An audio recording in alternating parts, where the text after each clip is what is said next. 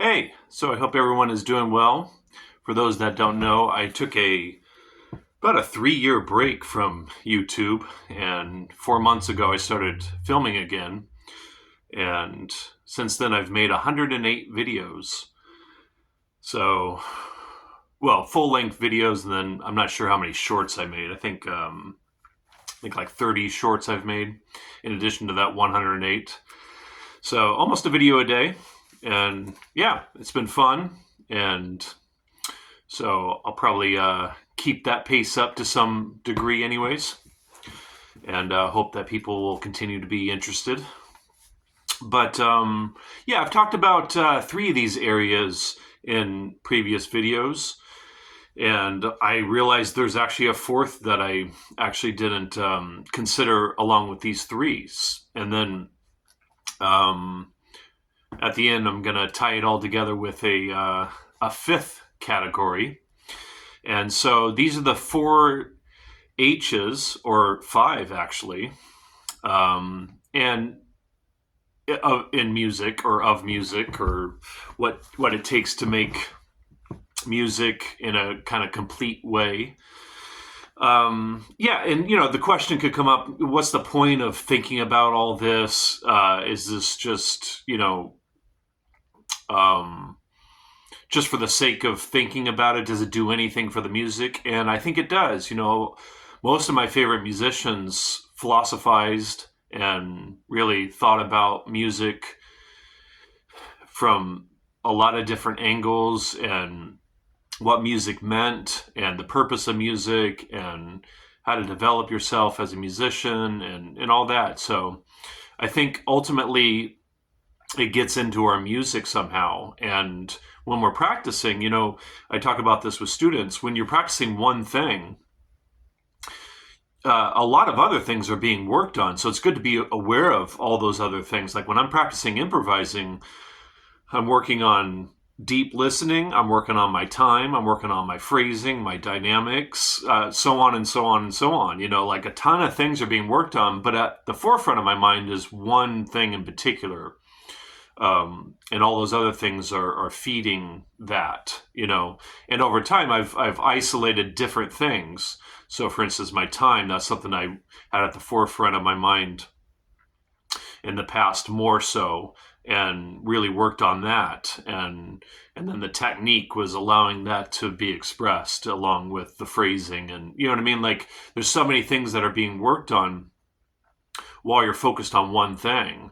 But it's good. So it's just good to be aware of all those other aspects, so that you can maximize your practicing. And so it's like that with these areas to think about and consider. That way you can really maximize everything. And for me, I want to, when I'm creating music, I want everything to be working. That everything that I have as a human being, I want all those things to be working, and all those things to be used to help make the music happen. So to start with, the first H is the head, and that gets into the concepts. Um, yeah, concepts. We'll just leave it at that for now. The intellect, creative ideas, and theoretical ideas. You know, so and then the concepts could be your concept of music. Your vision of music, and yeah. So that's the head, and well, I'll save this thought I was going to say. Um, the heart, um, which is the soul of the music. It's the feelings and the emotions, the expression. Really important, right? That kind of visceral connection that we have with the music. And the thing is, some types of music, like for instance blues, or maybe punk music, they're not particularly intellectual types of music. So um, I had a very good friend of mine that I've known since high school. I'm not even sure, he must have been maybe 15. He played a show when we were in high school, and it was with his punk band. He's now a jazz, or he's been a jazz musician, and then he moved to Texas some years ago to tour the world, actually. But he was telling me before the gig, we're not even a 3-chord punk band, we're a 2-chord punk band. And it's just some types of music aren't particularly intellectual, right? There's not a lot of theoretical concepts, so I think everyone knows what I mean. So they can kind of cut to the chase right away with the emotional aspect of the music, the visceral expression of the music. You know what I mean? Like blues musicians can just get right to that immediately, whereas jazz musicians, or someone like myself with my creative music, where I use a lot of there's a lot of information in my original music. We have to work a little bit harder to make that happen. Jazz is, as we know, a very complicated art form with tons of intellectual content. So we have to get all that stuff together, and then we can really start to feel like we're expressing all that detail naturally. So, but don't leave this out. It's very common in the jazz world, especially kind of beginner, intermediate level jazz musicians, but even some professional jazz musicians. It's easy to get really caught up in the technique and the intellectual stuff. Anyways, and the hands. Well, hands. The facility, the technique. You can think of it as our tools. So some types of music require more technique than others, right? But yeah, I mean, there can be a danger if you spend too much time focusing on your technique.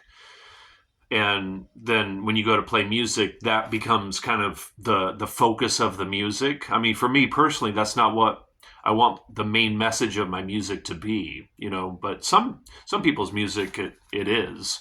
It's just not stuff that I'm drawn to as a listener or as a player. But in order to get my ideas across, I have to develop a certain level of technique, and I continue to refine my technique, actually. I need the chops, basically, to get the ideas across that I have in my imagination. And then hearing. Yeah, this is probably the main area as a musician. The listening, the ear. And I think that should be the main focus when we're playing music. I think the listening, the ear, the hearing should be the main thing that we're drawing our attention to and really focused on. I mean, especially, but I mean, even when playing compositional stuff, but especially improvising, because your hands are clueless as far as how to make music happen. I mean, improvisationally, your fingers don't know how to make a melody happen.